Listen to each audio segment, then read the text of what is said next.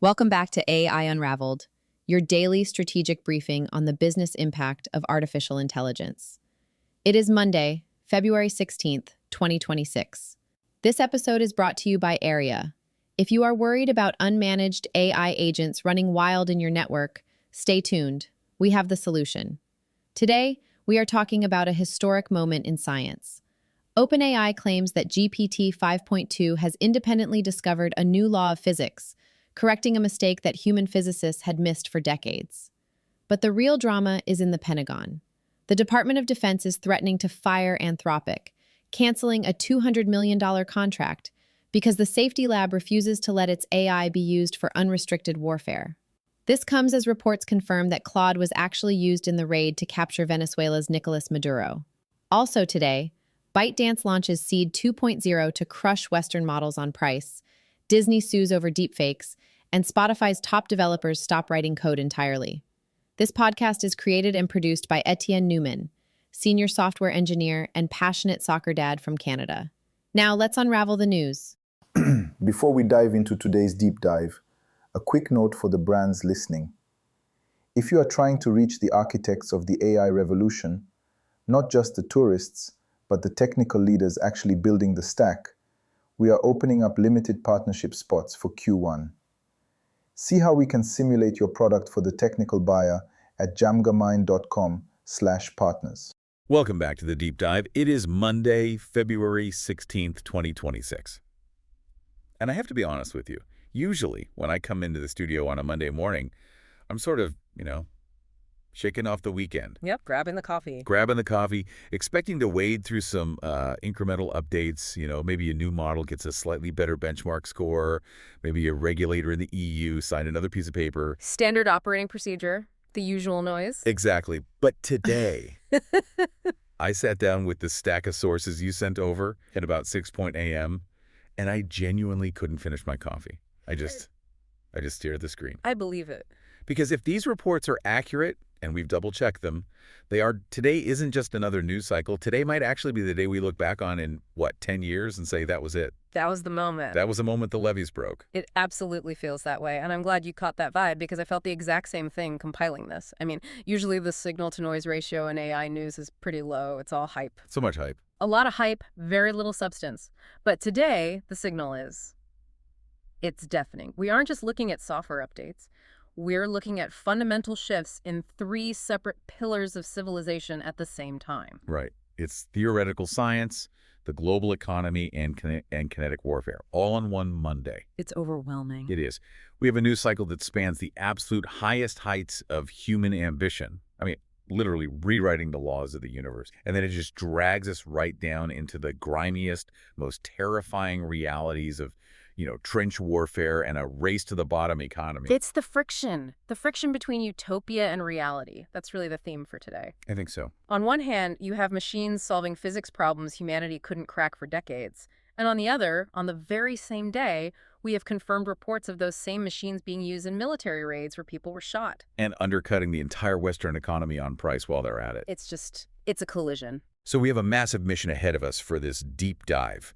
Here is how we are going to attack this. Yeah. First, we have to unpack this singularity moment in science because, frankly, it's the headline that changes the trajectory of our species. No question. Then we have to pivot to the geopolitical tension, specifically this showdown between the Pentagon and Silicon Valley and this Maduro raid revelation, which, I'll be honest, it really kept me up last night. It's chilling stuff, truly. And finally, we have to talk about money. Because while the U.S. is debating safety and ethics, China is just winning the price war.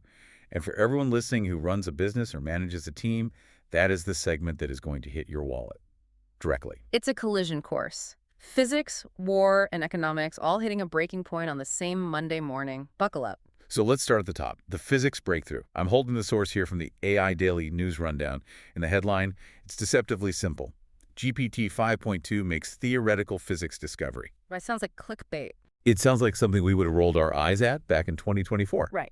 But when you actually read the details... Okay, let's unpack this. What actually happened here? What happened is that OpenAI's GPT 5.2 didn't just summarize a physics paper. It didn't just help a human write a paper. It didn't just run a simulation that a human designed. This is the important part. It independently discovered a new mathematical formula in particle physics, and then, this is the real kicker, it formally proved it. Okay, stop there for a second, because I want to make sure we aren't just glazing over this. Yeah. When we say discovered a formula, are we talking about it finding a slightly more efficient way to calculate something we already knew? No. Like a calculator just rounding up better? No, and that's the crucial distinction. The source material specifies that this was a problem in particle physics, specifically around quark-gluon plasma interactions that the scientific community assumed was already solved. We thought we had the answer. We had a consensus. The AI looked at the existing human consensus, determined it was incorrect, found the fundamental error in our math, and then proposed a new correct solution. That genuinely gives me chills. Truly. Because for the last few years, the big skepticism around AI, the line you and I have heard 1,000 times, has always been, well, it's just a stochastic parrot. Right. It just predicts the next word. It's just a fancy autocomplete. Exactly. The argument was always that it can only regurgitate what humans have already written. It's a remix engine. But you can't predict the next word of a discovery that humans haven't made yet. You can't. You can't remix a proof that doesn't exist in the training data. Precisely. That metaphor of the stochastic parrot just died. Right. So today, it's gone because a parrot mimics. The system reasoned. And that's why this is such a watershed moment. The source mentions that a specialized research version of GPT-5.2 autonomously wrote the proof. And did you see the timeline on this? I did. It's unbelievable. It took 12 hours. 12 hours. 12 hours to undo and then redo a scientific consensus that probably took humans decades to build in the first place. Think about the implications of that speed. I mean, science usually moves at the speed of peer review, of grant applications, of human sleep cycles and egos. And grad students. And grad students, right. The system it digested the data, identified the anomaly, formulated a new hypothesis, and then mathematically proved it in half a day. Now, I have to play the skeptic for a minute because I know our listeners are thinking it. We've seen AI hallucinate before. I mean, we've seen it make up court cases. We've seen it invent facts out of thin air. How do we know it didn't just hallucinate some beautiful-looking math that is actually total nonsense? That is the first question I asked when I saw the headline. It's the right question, but verification process here was apparently incredibly rigorous. This wasn't just OpenAI marking their own homework. Yeah. The proof was sent out and independently verified by physicists from Harvard, Cambridge, and Princeton. So the heavy hitters. The heaviest hitters. They checked the work. They ran the numbers. They tried to break it. And it holds up. It's correct. There is a quote here in the show notes from Andrew Strominger, the physicist at Harvard. And this line really, really stuck with me. He said, the AI chose a path no human would have tried. That's the alien intelligence aspect we've always theorized about, isn't it? It's not just that it's smart. It's different. It is. But hearing it confirmed by a Harvard physicist is just different than, spitballing it on a podcast. It implies that the AI isn't just thinking faster than us, it's thinking differently from us. It's looking at the same data set, the same universe, and it's seeing patterns that our biological brains are simply not wired to detect. It's like it has a different kind of intuition. The source material said it utilized a form of reasoning topology, that it basically bypassed our cognitive blind spots, things we wouldn't even think to look for. So let's push this forward then. We're calling this a singularity moment for scientific discovery. If you have a system that can digest the entire corpus of human physics, find the gaps in our knowledge, and then fill them in 12 hours, what is the role of the human physicist in 2027? That is the big looming existential question. I mean, look at the credits on the paper. OpenAI's Kevin Weil is listed as a co-author. Right. So for now, the role is co-author. We are the prompters. We are the guides. But you have to wonder how much co is really doing in that title. Is it 50-50 or is it 99-1? It feels like we are very quickly moving from being the creators of knowledge to just being the curators of knowledge that the AI discovers. Or even just the beneficiaries. We're moving from a world where we teach the AI to a world where the AI corrects us about the fundamental laws of reality. We are no longer the masters of the material. We are the students of the intelligence we created. And that's a profound, profound shift in our place in the world. And the implications extend so far beyond particle physics. I mean, I care about particle physics in the abstract, but if it can solve this in 12 hours, what happens next week when they point this same specialized research version at material science? Or longevity research, Yeah. or cold fusion. Exactly. Any field that's bogged down by massive data sets and complex interactions. That's the optimism, right? That's the utopia we talked about at the top of the hour. If it can fix our understanding of the universe, it can probably fix our energy grid, can probably fix our biology. It feels like we are standing at the threshold of a golden age of discovery where the rate of progress just goes vertical. But, and there is always a but, on this show, I feel like I'm the designated buzzkill today. There always is. While the Americans are high-fiving over particle physics and co-author credits, the ground is literally shifting beneath their feet economically. Right. While we are looking up at the stars, the trenches are getting muddy. And we have to pivot to the economic reality because this news about ByteDance and the price war, this is going to affect every single business listener we have today. We are talking about ByteDance, the parent company of TikTok. They have just released Seed 2.0. And looking at these numbers, I thought there was a typo in the report you sent. No typo. It's aggressive. Aggressive is a polite way to put it. This looks like a predatory pricing strategy that is specifically designed to gut the competition. It's hard to see it any other way. Let's look at the breakdown.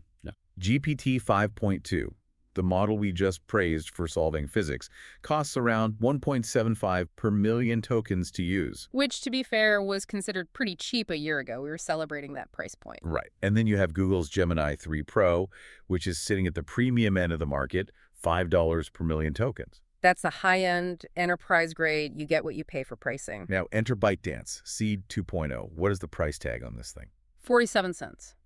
$0.47. 47 cents. It is less than a tenth of the price of the Google model. It's about a quarter of the price of the OpenAI model. But usually, when you buy the discount version, the great value brand AI, you expect it to be dumber.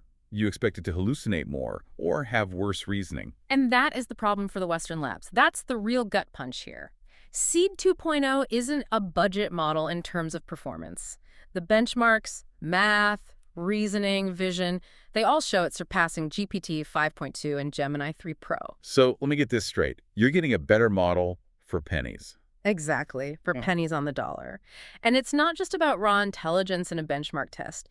The source highlights that Seed 2.0 is built for agentic tasks. This is crucial. What does that mean in practice? It means they didn't just demo a chatbot. They demoed the model completing a 96-step CAD modeling workflow autonomously. Let's pause on that. 96 steps. That's not a simple task. No, this is 96 distinct actions. Opening the software, selecting the correct plane, drawing the geometry, extruding the shape, filleting the edges, checking the stress tolerances. It did the whole thing from a single prompt. That is complex engineering work. That's not just writing a poem about a cat in the style of Shakespeare. It's the race to the bottom we all feared, but it's happening way faster than anyone predicted. If you are a startup founder listening to this, in San Francisco or London or Berlin, and you are building an application, can you really justify paying $5 to Google when you can pay 47 cents to ByteDance for better performance? You can't. Your investors would kill you. Your CFO would fire you on the spot. Exactly. The unit economics just don't work anymore for the Western providers. But this puts Western innovation in a complete stranglehold. Mm-hmm. Because the Western labs, OpenAI, Google, Anthropic, they have massive capital burn rates. They are buying tens of thousands of H100s from Nvidia at, what, $40,000 a pop? Minimum. And their electricity bills look like the GDP of a small country. Right. They need that $5 or that $1.75 margin just to survive, just to keep the lights on. If ByteDance floods the market at 47 cents, the entire economic model of Western AI starts to look very, very shaky. It's a classic dumping strategy. You subsidize the cost to capture the market, to become the default infrastructure. And it's not just ByteDance. We need to be clear about this. The sources also mentioned Alibaba released Qwen 3.5. Right, I saw that. What are the details there? Same story. Also outperforming GPT 5.2 on several key benchmarks. Also significantly cheaper, 60% cheaper than its own predecessor. And crucially, they released an open weight version under an Apache 2.0 license. So China's just commoditizing intelligence. They're basically saying intelligence is free, the compute is free, come build on our platform. Which is a brilliant geopolitical strategy if you think about it. If the foundation of the entire global digital economy runs on Chinese models because they are virtually free, then China controls the infrastructure of the future. It doesn't matter if OpenAI has the best physics solver locked away in a lab if everyone is running their business on Qwen and Seed, because it costs nothing. Exactly. Good enough and free always beats perfect and expensive. But there is a darker side to how they are achieving this speed and this power, especially when it comes to intellectual property. We have to talk about the Hollywood firestorm mentioned in the news. Oh, yeah. Because one of the reasons they might be moving so fast is that they aren't exactly asking for permission. The Dance 2.0 drama, this is fascinating. So ByteDance releases a video model, Dance 2.0, and immediately Hollywood just explodes. Because it wasn't just generating generic stock footage of, a dog on a skateboard. No. Within hours, users were generating content with flawlessly replicated, copyrighted characters. We're talking Mickey Mouse, Iron Man, SpongeBob. And not just lookalikes, not knockoffs, perfect replications. Perfect. And the voices, too. Yeah, that was in there. The source mentions SAG-AFTRA came out immediately, condemning the unauthorized use of performers' likenesses and their voices. And Disney and Paramount sent cease and desist letters instantly. I mean, you have to imagine the legal departments at Disney were practically foaming at the mouth. Well, to their credit, ByteDance actually respected the letters. They did restrict the tool after the fact, but it just highlights the fundamental difference in approach. What do you mean? The Western labs are moving, relatively cautiously.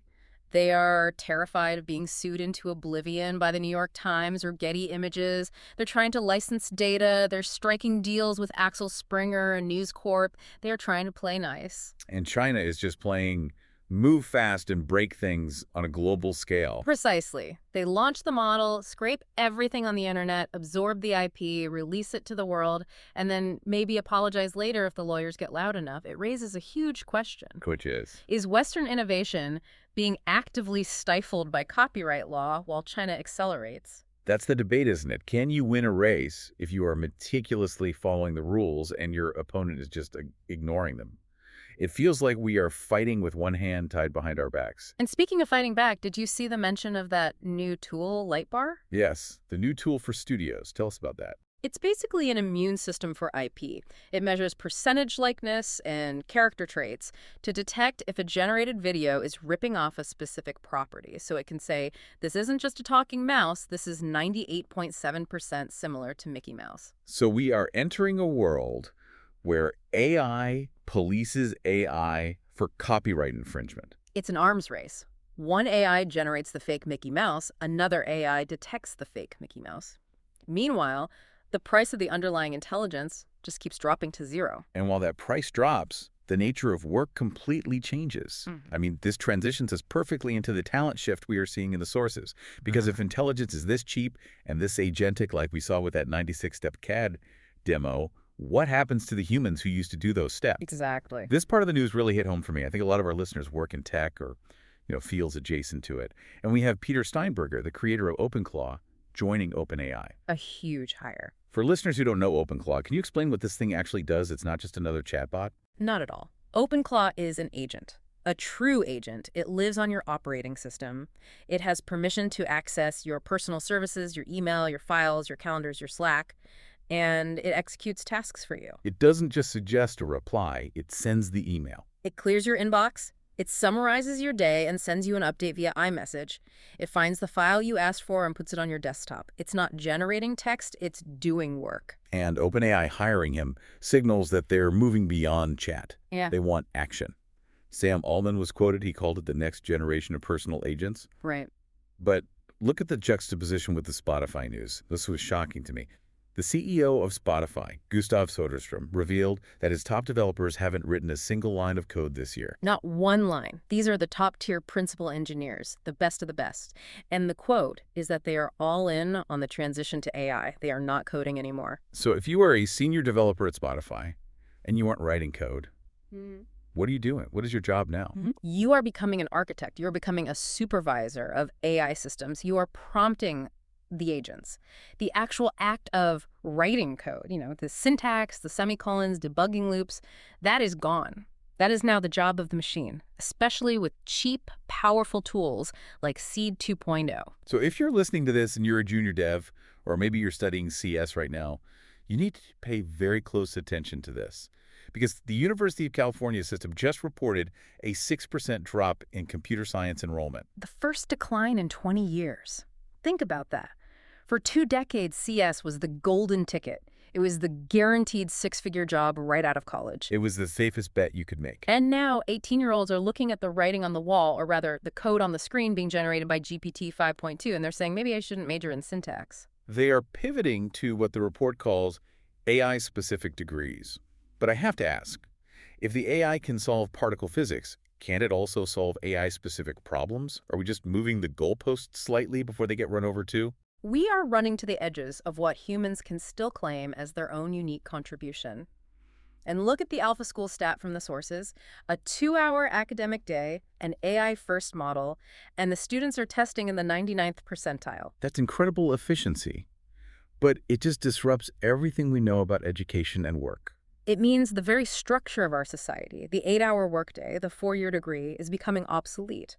If you can learn everything you need in 2 hours, and the AI does the coding, and your personal agent clears your inbox, what is left for the human to do for the other 14 hours of the day? That is the big philosophical question. And frankly, for businesses, the question is much more immediate. It's not, what is the philosophy of work? It's, how on earth do I manage this chaos? Right. Because if you are a CEO reading this news, you are seeing these incredibly cheap Chinese models. You're seeing autonomous agents like OpenClaw, and you're seeing employees who aren't writing code anymore. You have completely lost visibility into what's happening. You have. Yeah. And that brings up a massive security and data privacy hole. You've got shadow AI running rampant in your organization. Huge. If your employee is using OpenClaw to read their email, or using Seed 2.0 to analyze a sensitive spreadsheet because it's 47 cents, where is your corporate data going? Who is watching the watchers? Before we move on, I want to highlight something critical right there. Yeah. We just talked about ByteDance's Seed 2.0 offering frontier intelligence for pennies, and the creator of OpenClaw joining OpenAI to build these autonomous agents. Right. The tools are becoming irresistible. Exactly. This means one thing for your business. Your employees are going to use these tools. They are faster, they're cheaper, and they're more powerful. You can't block them all. And you can't just let them run wild with your company's data. That's a recipe for disaster. This is why we partner with AIRIA. AIRIA is the control plane for your enterprise AI stack. And that's exactly what you need, a single pane of glass. It lets you see exactly which agents and models are running on your network, who's using what, and for what purpose. And it gives you that unified security to detect data leaks before they happen. It's about getting ahead of the problem. And it gives you real-time cost control so you don't wake up to a 5-figure bill because someone ran an unauthorized API call all weekend. We've all heard those horror stories. So don't fear the innovation, orchestrate it. Yeah. We think it's an essential layer for any modern business. Secure your stack by clicking the link in the show notes to get the ARIA demo today. It really is the necessary layer now. You can't just pretend these agents don't exist in your environment. Absolutely not. You have to orchestrate it. But speaking of orchestration and control planes, let's move from the corporate boardroom to the situation room. Because the most chilling news in today's stack isn't about pricing or physics. It's about the Pentagon. This is where the tone shifts. We have to talk about the military dilemma. This is heavy. There are two major stories here that are colliding. First, the ultimatum. The Pentagon is threatening to cancel a $200 million contract with Anthropic. Anthropic. Of course, they are the safety-first lab. They built their entire brand on being the responsible adults in the room. Constitutional AI. Helpful, honest, harmless. That's their mantra. And the Department of Defense is basically saying, that's nice, but we need you to take the gloves off. The specific wording in the source is that the DoD wants access for all lawful purposes. And when the military says lawful purposes, that includes weapons development. It includes intelligence for targeting. It includes the dirty work of war. It's not ambiguous. And the news is that OpenAI, Google, and xAI have essentially caved. They've shown flexibility. They are taking the checks. But Anthropic, so far, has refused. Anthropic has drawn a red line in the sand. Their internal policy says no fully autonomous weapons, no mass domestic surveillance. And because of that refusal, the Pentagon is saying, fine, we will take our $200 million and give it to your competitors who will do the work. It's a massive test of principles, isn't it? It's easy to have an ethics policy when it's all theoretical. It's a lot harder when $200 million in revenue is walking out the door directly to your biggest rivals. But here is where it gets really complicated. Because while Anthropic is fighting this noble battle on paper over the future contract, the reality on the ground has already moved way past them. We have to talk about the Maduro raid. This detail, I had to read this source 3 times to believe it. January 3rd, Caracas, Venezuela. A special forces raid on Nicolas Maduro's palace. And this was a kinetic operation. Delta Force. There was gunfire. People were shot. This was not a simulation in a lab. And the bombshell revelation is that Claude Anthropic's model, the SAFE model, was used during the operation. It was deployed via Palantir's software stack, and the source is very clear. It wasn't just used for mission planning beforehand, it was used during active operations. That implies real-time tactical decision support, the kind of thing you see in movies. Breach the door on the left or the door on the right? What is that heat signature in the next room telling us? We don't know the exact prompts, but we know it was being used in the heat of the moment, and we know the fallout. The source mentions an Anthropic executive reached out to Palantir afterwards. And what did they say? Basically asking if Claude was used, implying they disapproved because, quote, obviously there was kinetic fire. That is such a naive reaction, isn't it? Oh, did you use our powerful intelligence software in the military raid? We disapprove of kinetic fire.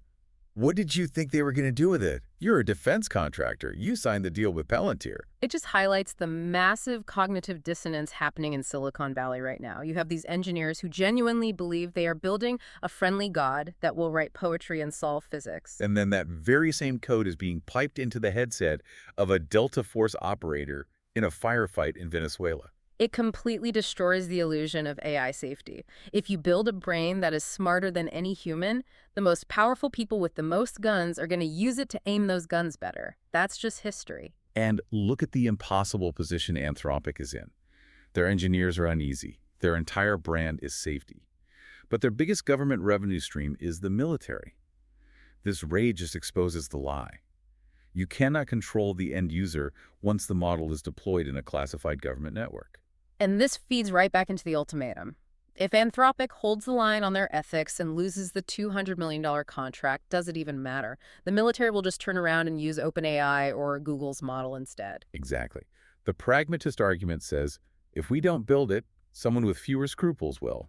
So you might as well stay in the room and try to guide it, try to build in some safeguards. So the ethical argument says, the moment we cross this line, we are complicit in whatever happens next. And what happens next is an AI making a kill decision. Let's just be real about it. If Claude is giving real-time advice during a firefight and Claude hallucinates, that is the nightmare scenario. The fog of war is bad enough with human senses and human bias. Now add a hallucinating AI that sounds supremely confident, telling you there are no civilians in the next room when there actually are. The liability, the morality, it's a black hole. It is. It really makes that incredible physics discovery feel distant and small, doesn't it? It's great that we can solve the universe, but we seem absolutely intent on destroying each other in this one small corner of it. That is the human condition, unfortunately. We use the same fire to cook our food and to burn down our enemy's village. AI is just the newest and by far the hottest fire we've ever created. Well said. Well, let's try to pivot to something slightly less lethal, though still incredibly disruptive. Let's talk about the vibes economy and the creative tools. Because even art is getting a massive overhaul today. Yes, let's step away from the battlefield for a moment and look through the camera lens, or rather the virtual camera lens. We are talking about Cinema Studio 2.0 by a company called Higgsfield. Now, I've played with a lot of these AI video generators. You know the drill. You type a cat eating pizza in space, and you basically pray. You prompt and pray. And sometimes it's good, and sometimes the cat has 7 legs and the pizza is melting into the fabric of space-time. Right, that's the prompt and pray method. Higgsfield is trying to change that. They're moving to what they call simulated optics. The description here is wild. You don't just write a text prompt. You build a virtual camera rig. You choose the lens, the focal length, the aperture, the f-stop. It's bringing the actual physics of photography into the generative process, which gives the creator so much more control. And the source mentions something really cool. You can walk through the generated environment. Right, I saw that. So if you generate a scene, it's not just a flat video file, it's a 3D environment. You can move the camera and reframe the shot without regenerating the whole world from scratch. And they have this hero frame workflow. You can scrub through the generated video, find the one perfect still image, the perfect shot, and lock that in as your hero frame. Then you direct all the motion to and from that frame. That's actual directing. That's not just pulling the handle on a creative slot machine and hoping for the best. It's intentionality, and it also mentions this concept of emotional rhythm. Yeah, what was that about? You can select a genre, horror, comedy, western, And it doesn't just change the color grade, it changes the pacing, the editing, and the camera behavior. A comedy camera moves and cuts differently than a horror camera. That is so subtle. That is such a human understanding of filmmaking. It is. It's understanding the language of cinema, not just the pixels. But, as with everything else today, there is a legal battle attached. We have to mention the NPR lawsuit real quick. David Green, a host at NPR for years. He is suing Google because their Notebook LM tool, which, by the way, we use all the time for research, has a default male voice that sounds suspiciously like him. And Google's defense is that it's a paid actor who just happens to sound similar. Green is saying, no, it's a digital clone of my voice. It connects right back to the Disney and ByteDance fight. It's the fight for likeness. It's the fight for identity. In a world where AI can simulate a camera, simulate a voice, simulate a physics professor, and simulate a military strategist, what do we actually own anymore? Do we own our face, our voice, our style? It seems the answer increasingly is no, or at least not for long. That's the feeling of 2026, isn't it? Everything is being digitized, quantized, and optimized, from your voice to your job to the fundamental laws of physics. So let's try to wrap this up. We have covered an insane amount of ground today. It's been a marathon. My head is spinning. Let's just quickly recap the whirlwind of February 16th, 2026 for everyone. Okay. Point 1. Physics is solved. Or at least, the AI is now correcting us. GPT-5.2 found a new formula, proved it, and left the entire human scientific community playing catch-up. Point 2. The price of intelligence has officially crashed to zero. ByteDance is selling frontier models for 47 cents, undercutting the West and creating a massive, possibly fatal challenge for Silicon Valley business models. Point 3. The workforce as we know it is exiting the building. Developers aren't coding, they are managing AI. Students are dropping out of CS degrees. And autonomous agents like OpenClaw are starting to take over the admin work for everyone. And point 4, the heaviest one. The military's all in. The Pentagon is demanding total access. The safety labs are being forced to choose between their ethics and their government contracts. And we now know, for a fact, that AI is being used in kinetic raids where people are dying. It's a lot to process for a Monday. It really is. And I want to leave our listener with a thought, a provocative thought, to chew on after this episode ends. Go for it. We talked about speed all day, 12 hours to solve physics, 96 steps for a CAD model in seconds. Right. The compression of time. If GPT 5.2 can correct decades of human physics in 12 hours, and Seed 2.0 can run autonomous agents for pennies, are we remotely prepared for the speed at which the world is about to change? We used to talk about future shock, but this feels like present shock. The shock is here. It is. And I'll add one more thought on the military side. If the safe AI Anthropic's Claude was used in a raid where people were shot, does AI safety actually exist when the government is the client? That's a great question. Or is safety just a marketing term for the consumer version, while the classified version that gets deployed does whatever is necessary to win? That is a chilling thought. Does safety exist when the check is big enough? I don't think it does. I think today's news proves it. Well, on that cheerful note, we are going to sign off. We need to go update our own agents and secure our own stacks. Absolutely. It feels more urgent than ever. Speaking of which, don't forget to click the link in the show notes to check out ARIA. If the world's getting this fast and this crazy, you need a control plane. Secure your stack. See you tomorrow. Thanks for listening to The Deep Dive. That wraps up today's briefing. The signal for today is friction. We are seeing friction between Anthropic's safety values and the Pentagon's mission. We are seeing friction between ByteDance's speed and Disney's IP rights. And we are seeing friction between the old way of doing science and the new reality where AI makes the discoveries. This episode was made possible by AIRIA. Get visibility into your AI stack and stop flying blind. Check the link in the show notes. This podcast is created and produced by Etienne Newman, senior software engineer and passionate soccer dad from Canada. Please subscribe and share. Until tomorrow, keep unraveling the future. And before you go, if your company is building the tools that power the workflows we talked about today, I'd love to showcase them to this audience. We don't just run ads, we build technical simulations that prove your value. Let's build something together. Visit jamgamind.com/partners to get started. Until next time, keep building.